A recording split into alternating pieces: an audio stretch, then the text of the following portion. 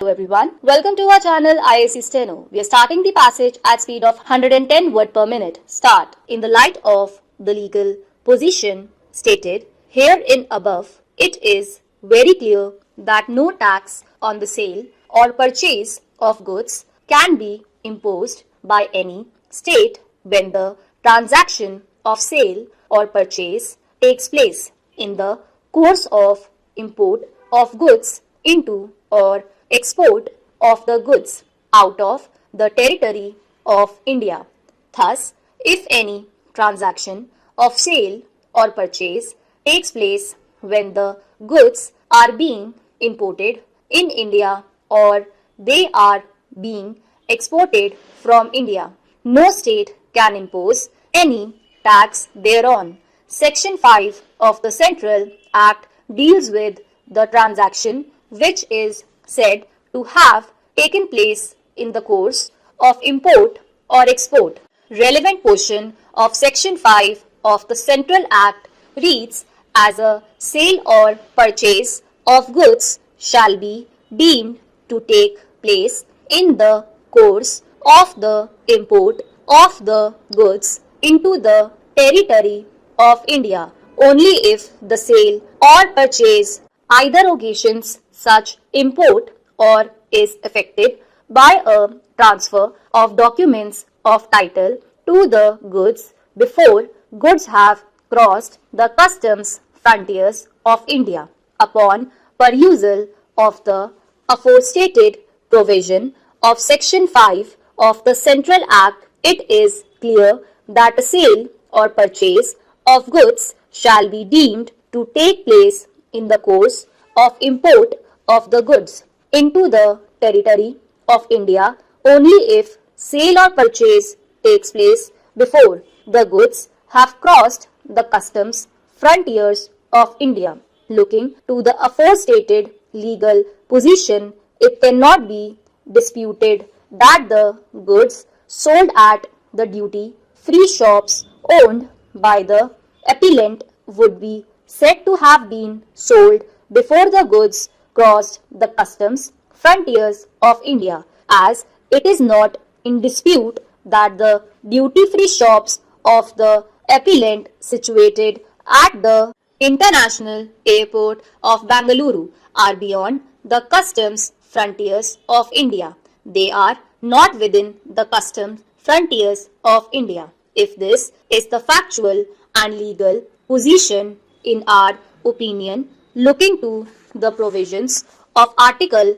286 of the Constitution, the state of Karnataka has no right to tax any such transaction which takes place at the duty-free shops owned by the appellant which are not within the customs frontiers of India. Looking to the aforestated simple and factual legal position, in our opinion, it would not be much useful to discuss the judgments which have been referred to. In our opinion, the legal position is so clear that it was not necessary for the learned counsel to refer to any judgment, and merely by showing the aforestated factual aspect and legal provisions to the concerned authority, the appellant could have convinced the concerned authority that the sale effected at the duty-free shops of the appellant could not have been taxed by the state of Karnataka. Learned counsel appearing for the respondent authorities had vehemently submitted that the appellant had not exhausted equally efficacious alternative statutory remedy, and therefore the single judge of the High Court had rightly not entertained the petition filed by the appellant. According to them, the division bench had also rightly dismissed the appeal for the same reason. According to them, this court also should not entertain this appeal. It is true that the appellant had rushed to the High Court without exhausting equally efficacious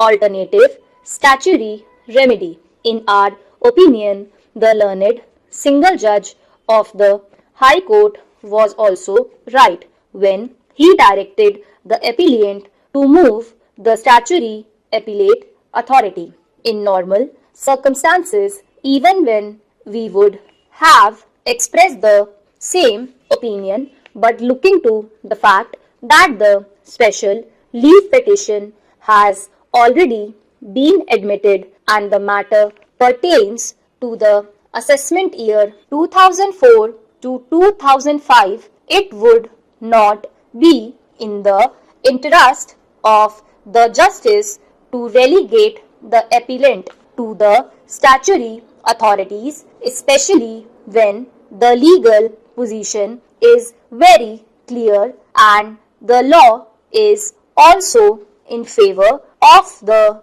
appellant. The learned counsel appearing for the respondent had submitted that the sale would not be taxed under the Act only if it occasions in the course of import, but the transactions of sale which are subject matter of this litigation had not taken place in the course of import and therefore they would not be exempted under the provisions of Section 5 of the Central Act. In our opinion, the aforestated submission cannot be sustained. They again submitted that in the course of import means the transaction